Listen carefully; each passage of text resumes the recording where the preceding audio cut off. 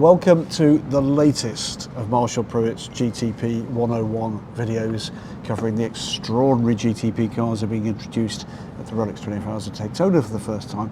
You might ask, why is Graham Goodwin appearing on a Marshall Pruett hosted GTP 101 YouTube series? The reason for that is because we're about to deal with the most complex aspect we've discovered so far. My beard was dark when I started trying to do these videos.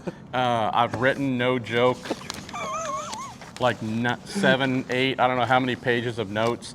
I just gave up and gone gray. Yeah. So I just said, Goodwin, my friend from Daily Sports Cars, the voice you've probably seen, face you've seen, FI World Endurance Championship commentator, dailysportscar.com editor, and also my co-host of the Week in Sports Cars.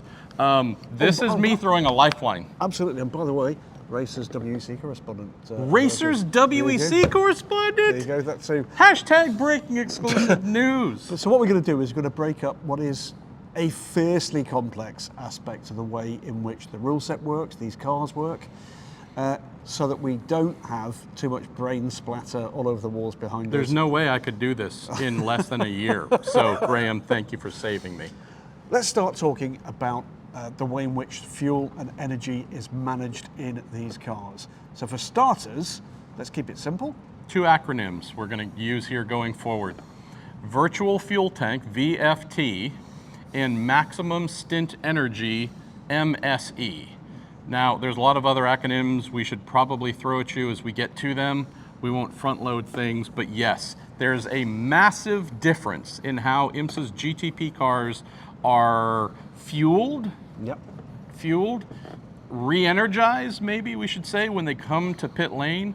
Also, on the MSE, Maximum Stint Energy, how much time IMSA has decided, and it is a decision they've made, how much time they can spend on track before they need to come back to pit lane and replenish their energy stores. Right, before we get into that, okay, let's start with the liquid fuel. Yes. The actual fuel. Yes. Which you've already explained in a previous video, this new fuel that's fuels in the cars.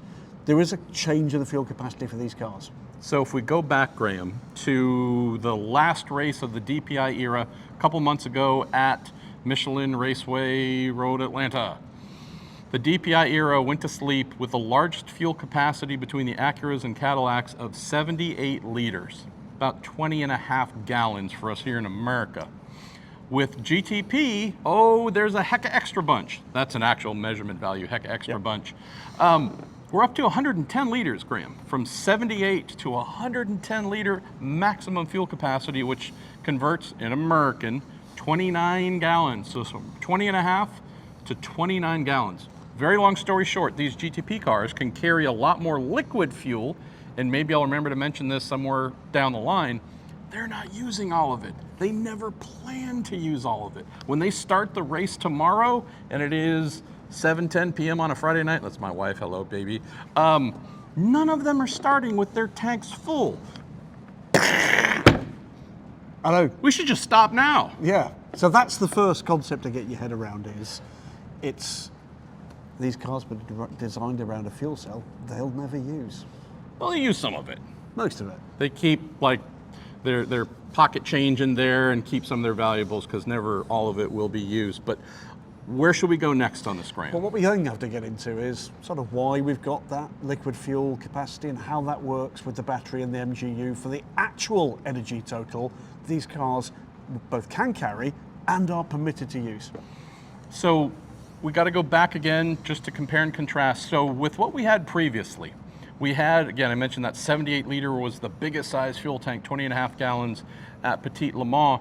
What we've seen for years in DPI, and we see still in all the GT and the other prototype classes, what happens when those cars would come to pit lane, say a year ago during this race?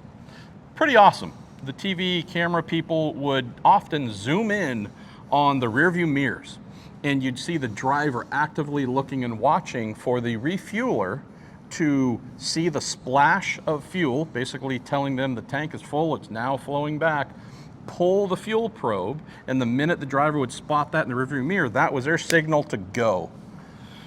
There's still an aspect of seeing the fuel probe pull, but it might not It's have not full. anything to do with whether fuel was actually flowing through the car. So that's a big change. Again, we'll drill into that in just a little bit. But to understand what we've normally thought of pit stops here with the top class of prototypes, needs liquid fuel, comes in, stops, they might change driver, they might change tires, who cares? The thing that's really governing the real length of duty is plugging in, filling up fuel, and there was also, Graham, has been, and there is still, a minimum amount of time IMSA wants the cars to sit still on pit lane. It's another thing we'll get to in just a little bit. So there are some big changes in waiting for that splash of fuel, gone. Sitting still for a certain length, yes. The reason they're sitting still for a minimum amount, it's 40 seconds. We'll get into that in more detail as well. Acting. There's going to be acting involved with refueling the cars. First time ever, but I'm getting a little bit ahead of myself. All speaks to another potential change here. How long are we going to see these GTP cars running for? What about the stint length compared to what viewers, trackside fans would have seen for the DPIs? For what we had in DPI, there was a maximum stint length governed by the amount of liquid fuel in the car burning down to basically fumes. Gotta stop, or you're going to run out. There was a real reason to stop. Well, the car would stop if you didn't stop before it stopped. If we think about last year, stint length, time-wise here, 36 minutes, 38, I think like 42 was like on the big crazy end, but high 30s, very low 40s at most. Now, we've added at least 10 minutes to that. So high 40s, 48 minutes is a number I've heard a lot, 52, 53, heard one manufacturer say they thought they might be able to stretch it closer to 60. So if you say, well, that's a lot, that's a big difference year to year. Why? Well, we've added a ginormous fuel tank with what, 30+% more capacity of liquid fuel. Plus we have this energy storage system. My brain keeps wanting to say energy recovery system. The ESS, also known as the battery, and the MGU, the motor generator unit that sits in the transaxle, harvests energy under braking or even in a straight line, fills the battery, not all the way, but fills the battery with that, then gets sent back and deployed as electric horsepower going to the rear axles. We've got now this hybrid. So IMSA has said, hey, it ain't just liquid fuel. We got to come up with some way to govern the length of the stints. So since we have electric horsepower and we have internal combustion engine, ICE horsepower, we're going to come up with this Maximum Stint Energy, MSE. MSE, this Maximum Stint Energy, MSE number, that's the new governor. So again, before it was the limit of the liquid fuel tank capacity. Balance of performance might change that from race to equalize how much it took each car to fill. They made sure nobody had a refueling speed advantage, so they set the same minimum, I think it was 30-second standard of just staying still on pit lane. Some of these things still, Graham, are carrying over. So what do we have now with MSE? They're saying 40 seconds. Okay. If you use that full 920 megajoules of energy on your stint, And that's a combination of electronic horsepower and liquid fuel. The electronic horsepower, it's a little bit made up. That's a whole separate video. But let's get in it again. Nobody likes math in videos, but we got to do a little bit of math here. So 40 seconds if they need to replenish the full 920. What about if they don't? What about if they've been a little more fragile? So here's where we get into the wacky, crazy, come on, man. 920 megajoules is the limit, the maximum amount of energy you can use during a stint. Great. So everyone's just going to go up to 920 every time, right? No. You're crazy if you do. We're talking 915, 16, 17, you name it. Why? Very simple.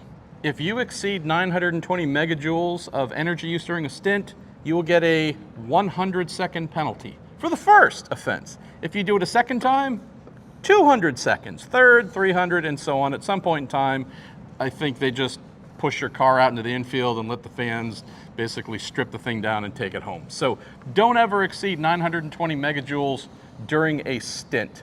If we are talking about the numbers and how you get to what that turns into for laps, our time, we've already covered the time, right? Should be 48 minutes to 50 plus whatever.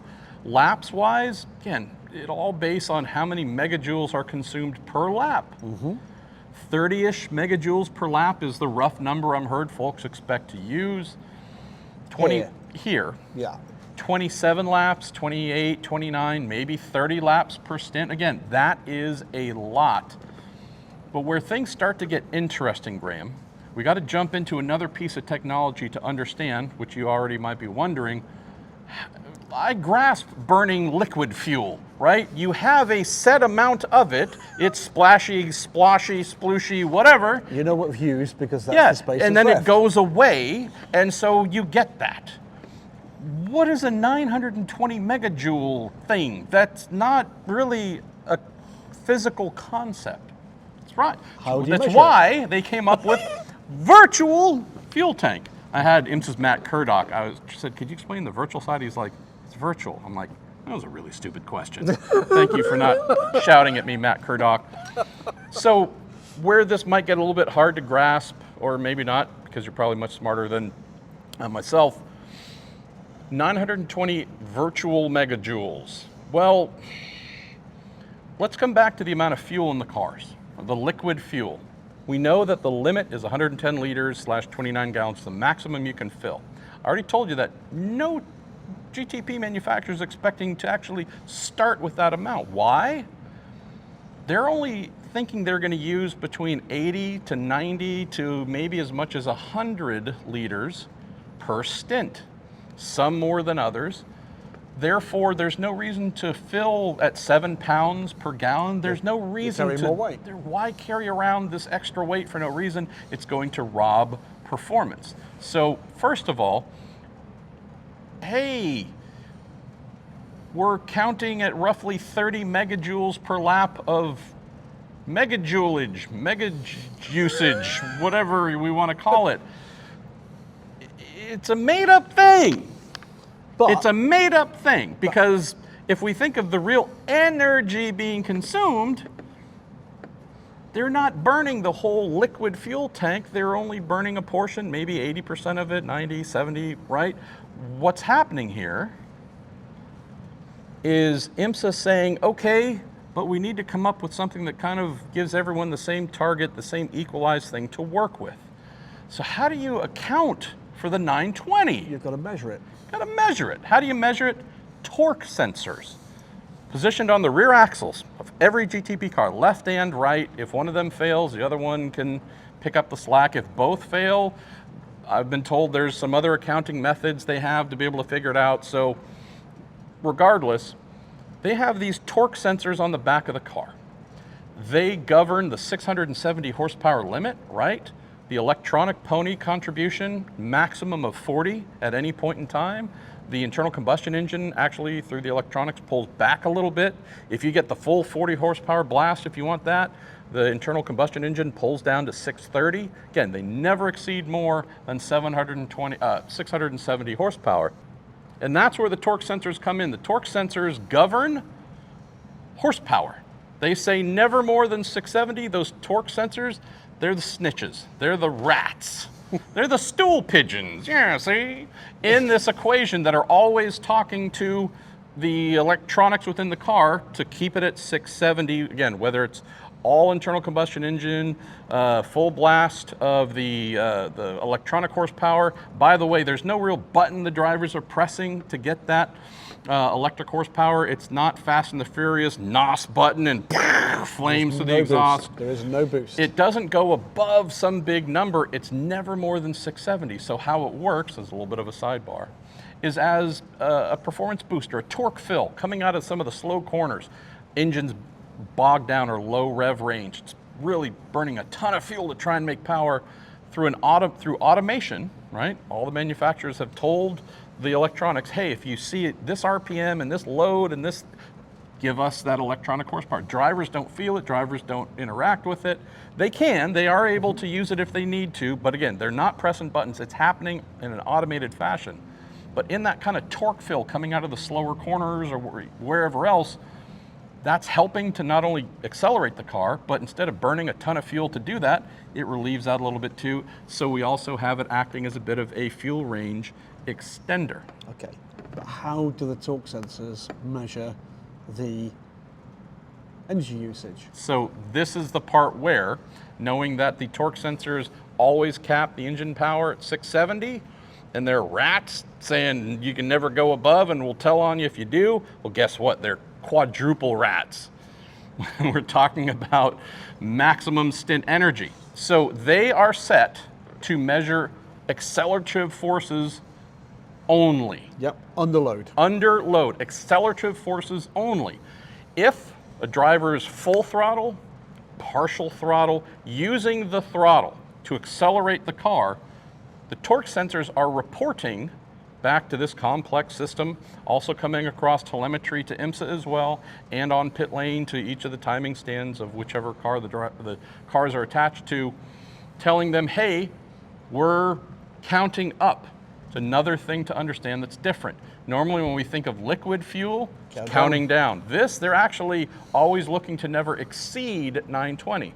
So if a driver is on the throttle, it is counting. If they are off the throttle, it isn't. Where this is maybe a little bit of a strange thing, because this is counting towards this maximum stint energy thing. So we're going flying into turn 1 here. And we've lifted off the throttle, we're on the brake, the actual combustion engine still running and burning liquid fuel. Don't care, doesn't matter. It's only this MSE number, and counting up towards 920, only factors in when those torque sensors see load, see accelerative forces. That's what's getting us to that 920 number. One quick thing to add to this one, of course, is it's the same for everybody. Same for everybody. Up until now, though, another part of the way in which those fuel stops, the pit stops, have been governed, fuel flow restriction, that's gone? Completely gone. Previously, with the DPI era, IMSA would place machine restrictors inside of the refueling hoses to, again, slow down, speed up, whatever it is, to try and equalize the refueling rates between the DPI models. Completely gone. No restrictions whatsoever. Flow fuel as fast as it can possibly go through those. Now, the hose diameters, the internal diameters, are actually identical across all the cars. But nonetheless, there's nothing slowing the rate of fuel going into the cars. As I'm told, it's about 2.6 to 2.8 liters per second going into the car. That 920 megajoule theoretical virtual limit though, Graham, that's an interesting one. Okay. So let's talk about if you were to get up to 920 exactly on the dot, it would Which you're not going to. No. That would be 40 seconds of standstill time, period, right? Okay. Let's say you're pitting early for whatever reason. You've only used half of your 920 megajoule allocation. You'd be on pit lane for 20 seconds. So, but for the most part, unless we're talking about someone pitting under yellow early and not depleted their MSE 920, they're going to be sitting for 40-ish seconds. Now again, if you use 915 megajoules, it might be 39 point whatever. Another quick note, this is another big change where before, as we mentioned, you see the fuel splash and pull in the DPI era and you go. What we're going to get on every single pit stop is the strategist, the engineer, the whomever, giving the refueler a specific number to look for. So if we look at the GTP cars, and I think I'm overlaying a little bit of B-roll right now, you see them plug in the probe and there's a little rectangular screen. Yeah. The minute connection is made, that actually starts counting up. There's a timer among other things, but it's a timer that they're looking at. We're going to be giving those refuelers numbers, whatever it might be. It's not the old days of IndyCar, wherever else, where they'd use a stick and hit the guy on the back to know when to pull.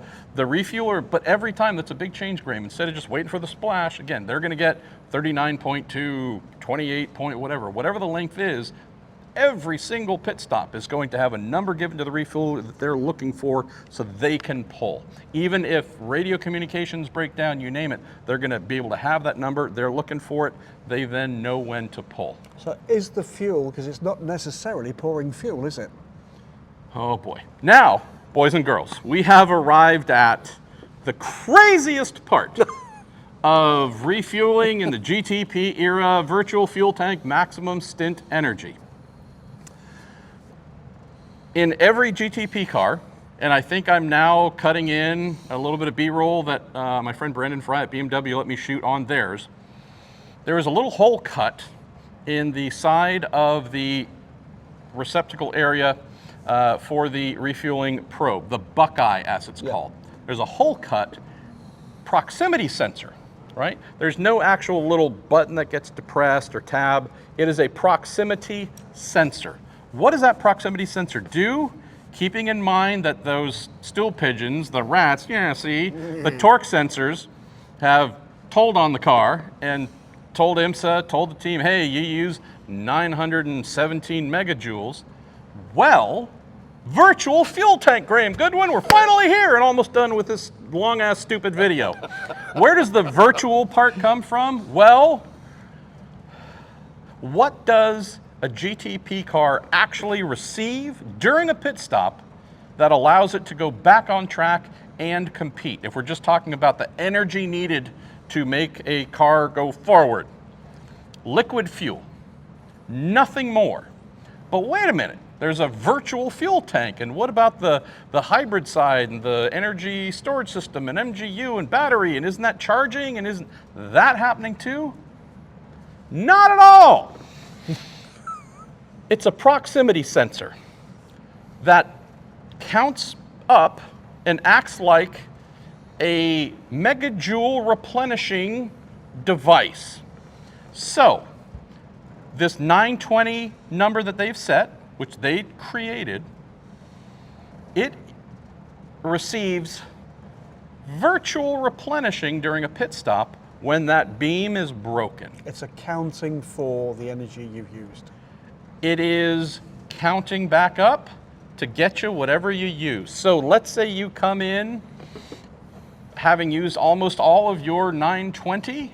Well, you need to sit stationary for however long it takes to replenish that 917, 915, 920, and there's an actual rate attached to this virtual replenishing of 23 megajoules per second. Now, Graham Goodwin, I'm going to grab my phone here and try and do a little bit of math for us. So let's say we have no, I'm doing this wrong. What I'm going to do, and I'm not editing any of this out, 23 megajoules per second is the replenishing rate. Okay. How long do they have to sit still in order to replenish a fully depleted? 40 seconds. 40 seconds. 23 times 40, 920, y'all. I hope this isn't backwards, but anyways. That's where this comes from. You say, hey, why do they have to sit for 40 seconds? Well, that's calculated by 23 megajoule per second replenishing, getting you all the way up back to, again, your 920 or close to 920.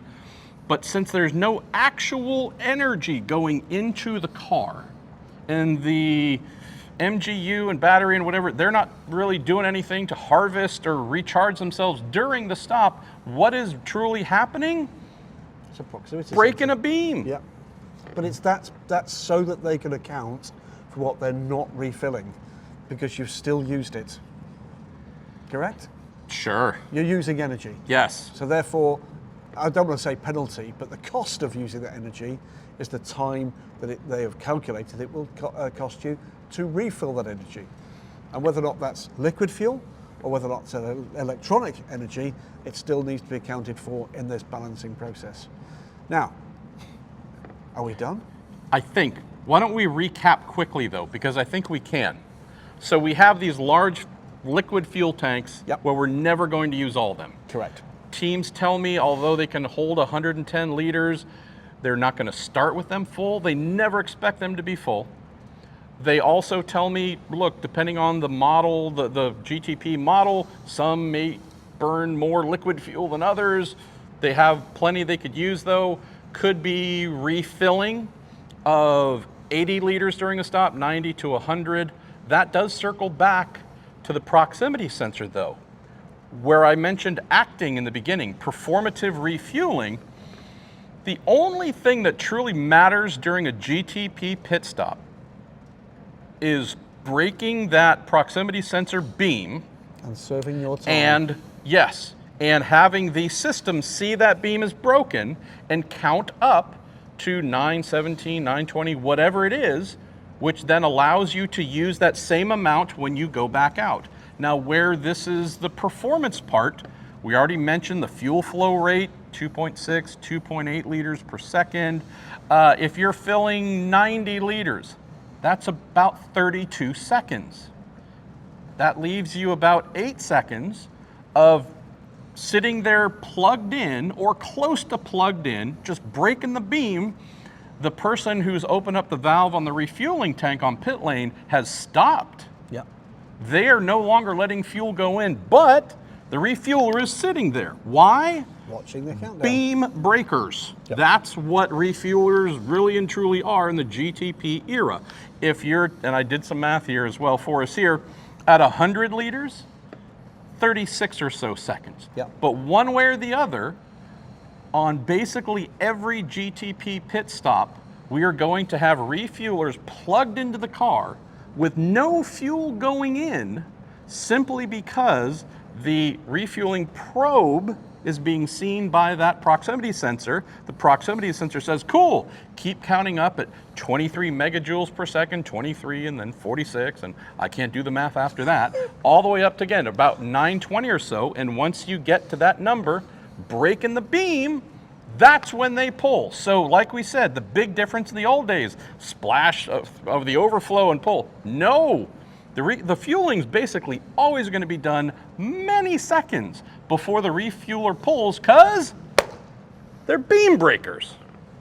We live in bizarre times, Graham Goodwin. But this is how you balance a class that's going to have very different solutions and a different level of fuel consumption from those cars. This is how you balance it. It's energy usage. Now then, if you've understood that, and I've understood most of that, his head has exploded several times in trying to understand this one, you're going to be amongst the most informed viewers of the IMSA WeatherTech Sports Car Championship's brand new GTP class. This has been the latest GTP 101 video from Marshall Pruett. And I need to explain one more thing. Go for it. You're about to sign off. State of charge. Oh. This should be a whole separate video. I don't have time to do it, y'all. Another thing to know that might be a surprise, might not. Hey, these batteries can be filled to 100% capacity, just like my iPhone, although it currently says I'm at 72%. So teams are always going to be filling the batteries, right, as much as they can, charging them to 100% state, because you always want, like in Formula One, before they do a qualifying lap, for example, charge that battery to 100% and go like mad. Another absolute no. SOC, state of charge. Every manufacturer I've spoken with has said, we don't ever really expect to get beyond 90% state of charge. Why? Why wouldn't you go to 100? Very simple. That MGU would not work if you go into a braking zone and it's at 100% charge. Well, why does that matter? You want the back of the car to have that assistive braking from the MGU. When the MGU kicks up the charge, it helps to slow the car even more. So that's one part. The other part is this. When that's happening, the differential in the transmission is doing its job and working and helping to rotate the car. When it's at 100% state of charge and there's no MGU going on, you're not getting the full benefit of the differential. So teams never want to go beyond about 90%, so that every time they need to brake, every time they're needing to turn, wherever they're doing that, there's not only capacity, but that MGU has some space left, so it's going to kick in, help slow the car more. You're going to have the transmission differential working to its full capability to turn. So that's on the high end. Never getting beyond 90 is about what I've heard. What about on the low end? Would they ever let it get down to like 0? No. 30% is the average number I've heard from all the manufacturers saying our SOC state of charge is going to be 30 on the low, 90 to the high, never 100, really never below 30. We don't even want to risk any of the problems there. What if we have some issues and then all the voltage that gets sent to run the car and the engine and everything else, 30 to 90% state of charge. It's all vaguely interrelated to MSE, VFT, ICE, ESS, MGU, IMSA, GTP, DSC. What other acronyms? It's time for a BLT. Oh my God. And a fat guy joke to close. You will be amongst the most informed people about this. We talked about how complex these new cars are. This is just a bit of a window on one of the most complex aspects of it. This is the only explanation I've heard of this, and I've been talking about these cars for 3 years. Beam breakers. Beam breakers. That's all that matters. Watch, count up. Watch, look, wonder and learn from the 24 hours here at Daytona International Speedway, starting tomorrow as we speak today at 1:40 p.m. and continuing, we hope, for a full 24 hours. Fabulous new era. He has been Marshall Pruett. Major applause. It has been Marshall Pruett. I like that. Major applause for these GTP 101 videos. I've learned a lot. I think a lot of people watching have been learning a lot. Great interaction with the fan base, an increasing fan base. There will be more after he's had a lie down for about a week. Can I tell you how much I love having my brother Graham Goodwin here with me? Coming and covering IMSA races without him sucks. So, should we go? I think we should. Oh my God. It's time for a beer. What did we just do to people? They're all going, no. You can rewind and listen to bits. No, don't. Don't do that. Don't do that to yourself. Hey!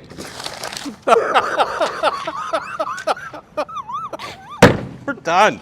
It's a wrap. What in the hell was that? Oh, man. Put some fuel in the damn thing and go!